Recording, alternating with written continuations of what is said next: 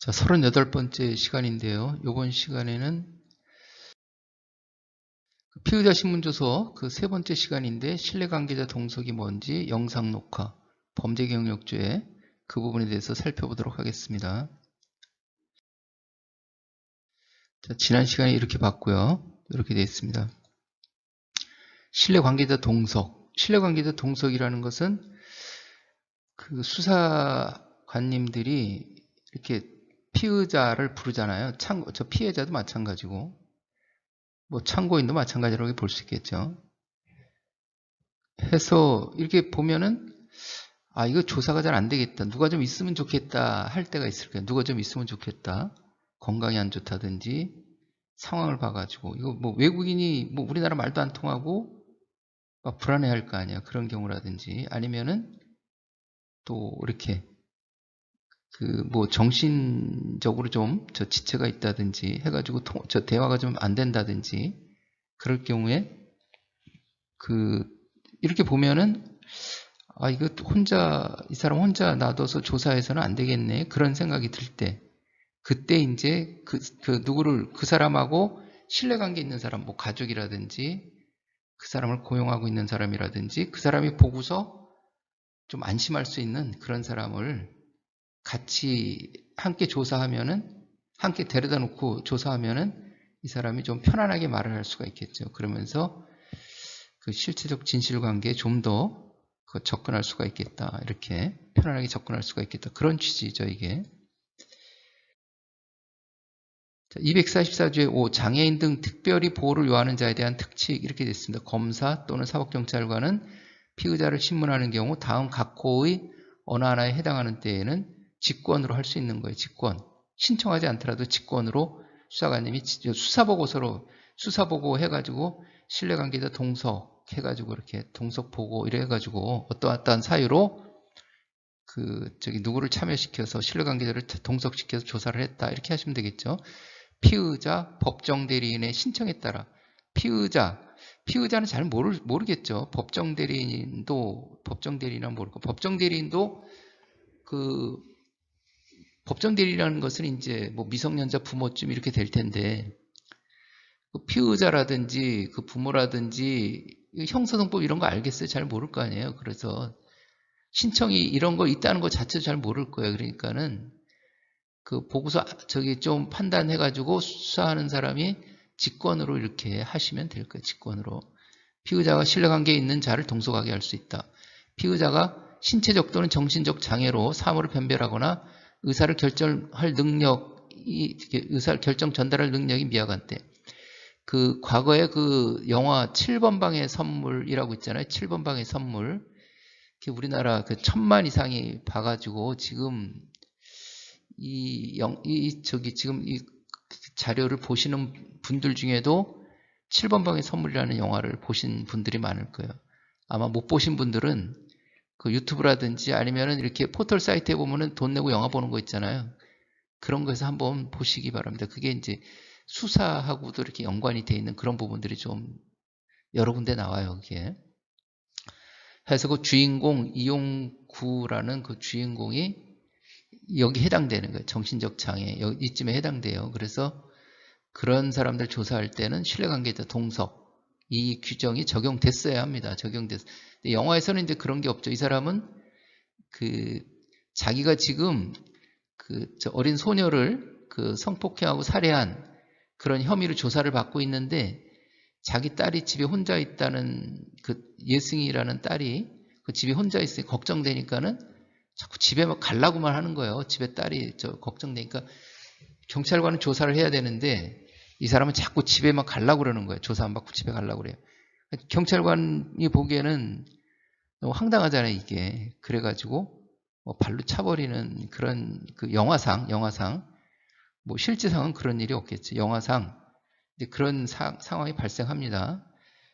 그런 경우에 이제 그런 사람들에 대해서 이제 신뢰관계자 동석 이런 부분이 있어야 되는 사물을 변별하거나 의사를 결정 전달할 능력이 미약한 때 이렇게 피의자의 연령, 성별, 국적 등의 사정을 고려하여 요즘 외국인들도 우리나라에 많이 들어와 있잖아요. 그래서 외국인들이 무슨 불법 행위를 했을 때 그 사람들을 불러서 조사하게 되면은 다행히 이제 우리나라에 몇 년 이렇게 체류해가지고 우리나라 말을 잘 하는 그런 경우면 모르겠지만, 그렇지 않으면 말도 언어도 잘 통하지 않고 불안하겠죠. 그럴 경우에는 그 고용하고 있는 고용주를 뭐 같이 불러다가 이렇게 신뢰관계자 동석을 이렇게 한다든지 그럴 수 있겠죠.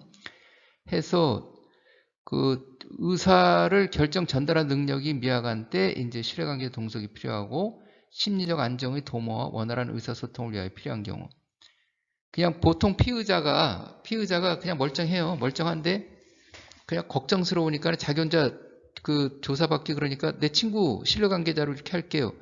그런 거는 안 되겠죠. 그런 거는 여기에 해당되지 않잖아요. 신체적, 정신적 해당되지 않고 연령, 성별, 국적에 해당되지 않고 해서 그런 거는 수사 기밀이라든지 보안 이런 부분에 있어서 그거는 안 되는 거겠죠. 그거는 요 규정에 해당돼야 되는 거예요. 요 규정에. 신뢰관계자 동석이 그렇고. 동석 신청서겠습니다. 경찰청 범죄수사규칙이라든지 그 특별사법경찰관의 직무규칙이라는 서식이 있죠. 서식이 있고.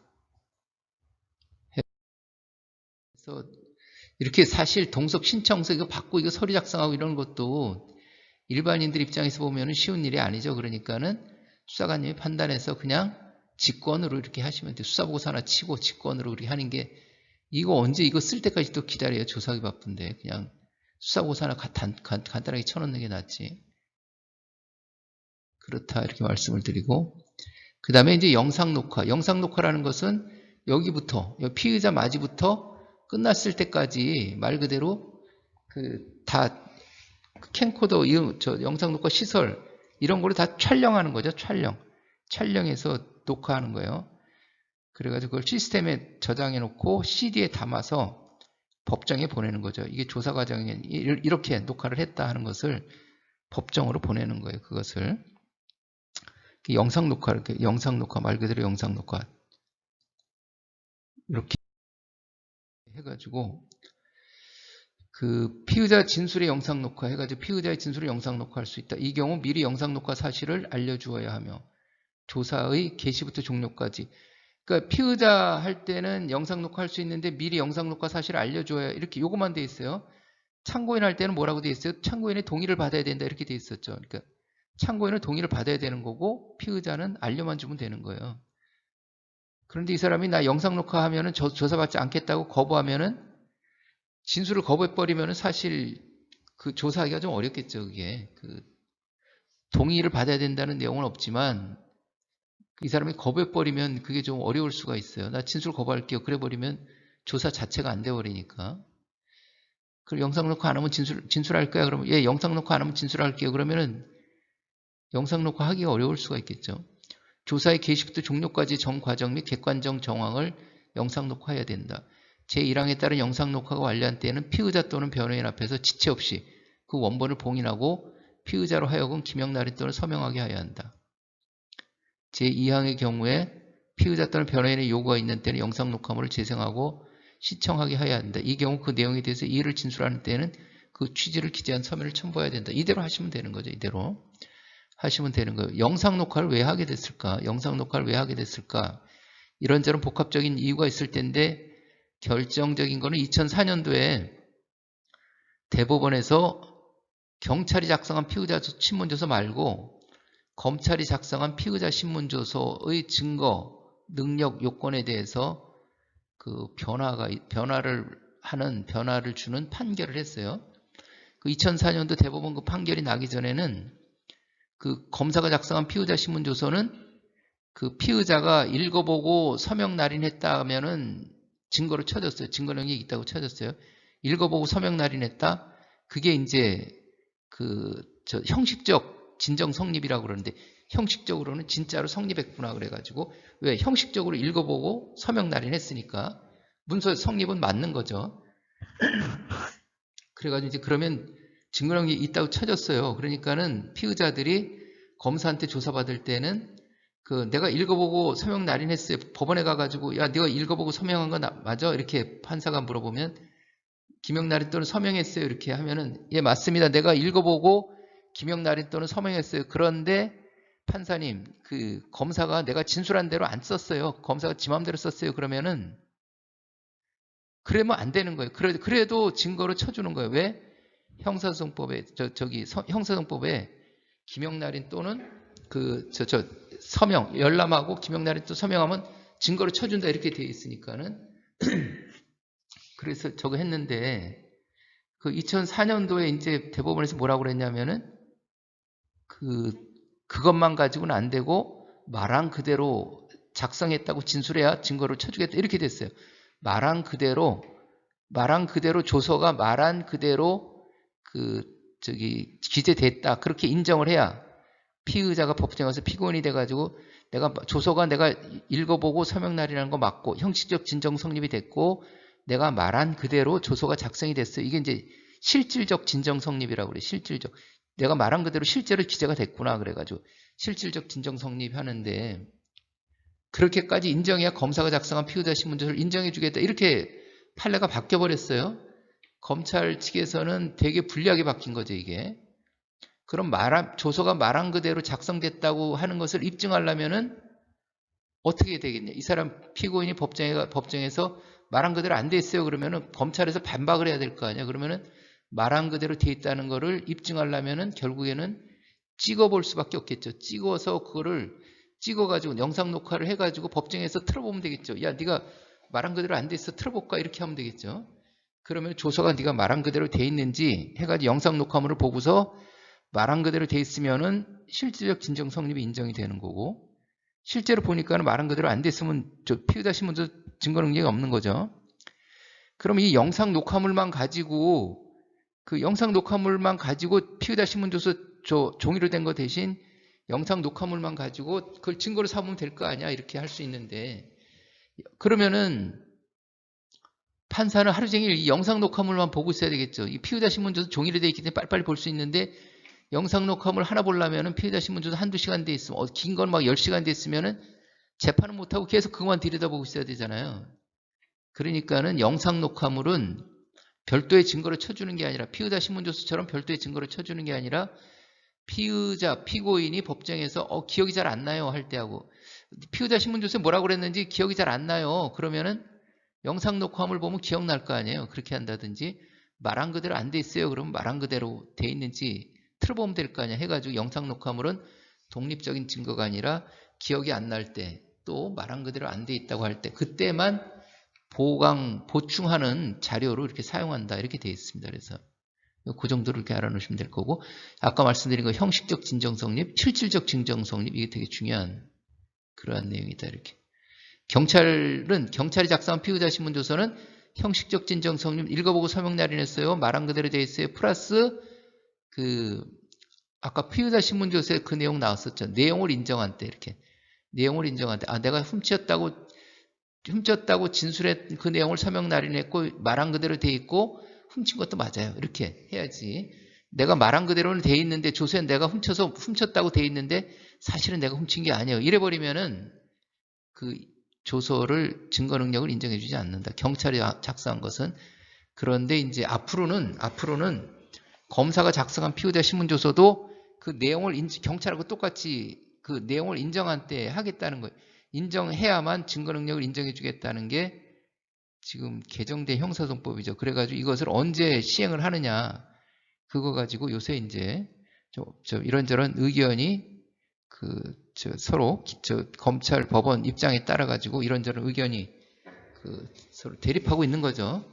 그래가지고 그것을 2022년도인가 뭐 시행하기로 했다 이렇게 언론에 보도되기도 했던 것 같은데 그렇습니다. 이제 그런 내용들 영상 녹화 처리 지침이 그 국가법령정보센터 그 행정규칙란에 보면은 대법원 얘기가 있어요. 영상 녹화 처리 지침 그것을 보시고 하면 될 거다 이렇게 할 경우에는 그 영상 녹화실이 검찰하고 일반 경찰은 전국에 다 돼 있어요. 그런데 특별사법경찰 수사관님들은 서울시라든지 경기도라든지 울산, 전남 이렇게 광역 군부대 이런 데는 다 돼 있을 텐데 그 시군구 이런 데는 좀 하기가 어렵겠죠. 시군구 거기는 아직 돼 있지는 않습니다. 돼 있지는 않고요. 이렇게 돼 있습니다. 그 다음에 이제 범죄경력죄가 있고 수사경력죄가 있죠. 그 수사경력죄. 이거 형의 실효 등에 관한 법률이에요. 형의 실효 등에 관한 법률이라는 데 보면은 수사자료표, 우리 수사자료표, 수사하는데 꼭 필요한 수사자료표라든지 범죄 경력이 뭔지, 수사 경력 자료가 뭔지 이렇게 나와 있어요. 해가지고 수사자료표라는 것은 수사기관이 피의자의 지문을 채취하고 피의자 인적사항과 제명 등을 기재한 표로서 경찰청에서 관리하는 것. 그 과거에는 종이 수사자료표를 사용했는데 지금은 전자수사자료표로 돼 있죠. 전자로. 종이 수사자료표는 지문을 잉크를 묻혀서 이렇게 해야 되기 때문에 손에 잉크가 묻고 그래가지고 피의자들이 좀 불쾌하게 생각하겠죠. 잘 지워지지 않고 그러니까는. 근데 전자수사, 그리고 또 종이 수사자료표 찍어가지고 경찰로 보내는데 그 시간도 걸리고 여러 날 걸리겠죠. 그러다 보니까는 그 관리가 제대로 안 되는 거예요. 관리가 늦어져요. 그래서 전자수사자료표라고 그래가지고 시스템이라고 이크리스라고 구축해가지고 거기다가 그 손가락 찍으면은 바로 경찰청에서 관리할 수 있도록 이렇게 되어 있어요. 바로 본인인지 아닌지 확인도 되고. 그래서 지금 경찰청에서는 종이 수사자료표는 받지 않겠다 이런 입장이에요. 검찰, 경찰은 다 이걸 이미 하고 있는데 특별사법경찰 수사관님들도 일부는 하고 있는데 아직 전국적으로 다 완료가 안 됐어요. 그래서 경찰청에서는 앞으로는 종이 수사자료표는 받지 않겠다 이런 입장이기도 하고 그러니까는 이게 시행되지 않고 있는 특별사법경찰 수사관님들은 전자수사자료표 시스템을 빨리 도입을 해서 이것을 시행해야 되겠다. 그렇게 알고 계시면 될 거예요. 그 전자수사자료표 그럼 어떻게 시행하지? 이미 공문이 각 기관, 특별사법경찰 수사관들이 소속된 광역자치단체라든지 그 중앙부처에 다 가 있습니다. 그래서 이미 다 시행을 했어요. 이미 다 시행을 했습니다. 거기에 보면 어떻게 하면 되는지 다 나와 있어요. 다 나와 있어요. 그렇게 이제 알고 계시면 될 거고, 범죄 경력 자료란 수사자료표 중 다음 항목에 해당하는 사항에 관한 자료, 벌금 이상의 선고, 면제, 선고유예, 그러니까 벌금 이상이라는 건 뭐냐면은 형벌의 종류가 사형, 징역, 금고, 자격상실, 자격정지, 벌금, 구류, 과료, 몰수 이렇게 9가지가 있는데 벌금까지 구류, 과료, 몰수는 빼고 벌금까지 선고됐거나 면제됐거나 선고유예가 됐으면은 범죄 경력 우리 흔히 말하는 정과죄 몇 번 하잖아요. 그것은 벌금 이상만 한다. 구류, 과료, 몰수는 안 한다. 범죄 경력이 아닌 건 수사 경력이라고 그러는 거예요. 수사 경력 이렇게. 그 다음에 보호감호, 치료감호, 보호관찰, 선고유예, 실효, 집행유예, 취소 이런 부분이 범죄 경력 정과에 나타나는 거예요. 정과죄하면 나타나는 거예요. 형의 종류는 형법에 나와요. 형법 41조에 사형, 징역, 금고, 자격상실, 여기까지가 정과라는 거예요. 여기 정과 몇 범은 여기까지 나오는 거예요. 여기까지. 요 밑에는 수사경력이에요. 수사경력에는 이것뿐만 아니라 플러스 그 수사기관에서 기소유예한 거, 검사가 기소유예 처분한 거 이런 것들이 나옵니다. 이제 불기소 처분한 것도 혐의 없음 뭐 이런 것도 나오고요. 수사에 참고하는 수사를 받았다는 경력이니까 이렇게 돼 있다 이렇게 말씀드리고 이렇게 돼 있죠. 수사경력 있죠. 수사경력 자료란 수사자료표 중 벌금 미만 하니까 구류과료 몰수 검사의 불기소 처분에 관한 자료 기소유예 혐의 없음 공소권 없음 뭐 이런 것들이 있죠. 범죄경력 자료를 제한 나머지 자료 이런 부분들 그렇게 되어 있습니다. 기소유예는 꼭 나오는데 혐의 없음 공소권 없음 각하 뭐 이런 것들은 고소고발 사건은 안 나와요. 고소고발 사건은 안 나오고 인지사건은 나와요. 인지사건. 그렇다는 거 말씀드리고 정과기록이란 수용인명부, 수용인명부 범죄경력자료를 말한다. 이렇게 돼 있고 수용인명부, 수용인명부 이것은 등록기준에서 관리하고 뭐 검찰청에서 관리하고 그런 걸 말하는 거죠. 범죄경력조회란 수용인명부 또는 전산 입력된 범죄경력자료를 열람대조 확인하는 방법으로 신원 및 범죄경력에 관한 조회하는 것을 말한다. 수사경력조회란 전산 입력된 수사경력 자료를 열람대조해가지고 수사경력에 관하여 조회하는 것을 말한다 해가지고 우리가 수사하다가 일반 경찰은 그냥 자기 소속 기관에서 그걸 조회 출력할 수 있는데 특별사법경찰은 그 연결이 안 돼 있어가지고 전산망이 연결이 안 돼 있어서 경찰에 의뢰해야 되겠죠. 경찰서 수사과라든지 이런 데 조회 의뢰를 해야 되겠죠. 형이 실효 등에 관한 법률 제6조 범죄경력조회 수사경력조회 및 회보의 제한 등 해가지고 수사대례표에 의한 범죄경력조회 및 수사경력조회와 그에 대한 회보는 다음 각 고의 어느 하나에 해당하는 경우에 그 전부 또는 일부에 대해서 조회 목적이 필요한 최소한의 범위에서 할 수 있다. 범죄 또는 재판을 위하여 필요한 경우. 그러니까 우리 범죄 수사를 필요에 의해 가지고 이 근거 규정에 의해서 경찰에다가 특별사법경찰 수사관님들은 경찰에, 일반 경찰은 그냥 자기 소속 기관에 이 근거에 의해서 조회를 하는 거예요. 경찰청 지문 및 수사대례표 등에 관한 규칙, 범죄경력, 수사경력 조회의 의뢰 및 회보 방법 해가지고 별지 3호의 서식의 범죄 수사경력 조회 요청서를 요청하고 경찰 관서의 장은 의뢰하는 데서는 요청서로 하고 경찰 관서의 장은 출력한 걸 그냥 주면 된다. 이렇게 돼 있죠. 범죄경력 조회서로 회보한다. 이렇게 돼 있죠. 해가지고 조회 요청서 서식이 이렇게 돼 있어요. 서식이 이렇게 돼 있고 이게 지문 및 수사대례표 등에 관한 규칙 거기 서식에 이렇게 돼 있어요. 서식이 있어요. 서식이 이렇게 돼 있고 그 다음에 이제 이걸 이렇게 뭐 대장 관리하면 되는 거고요. 그 다음에 경찰에서는 그 조회서를 가지고 통제 준다 돼 있죠. 이렇게 해서 이번 시간에는 신뢰관계자 동석 영상 녹화 그리고 범죄 경력 조회에 대해서 알아봤습니다. 이번 시간에 이것으로 마치기로 하고 다음 시간에 다시 또 피의자 신문에 대해서 이어나가도록 하겠습니다. 수고하셨습니다.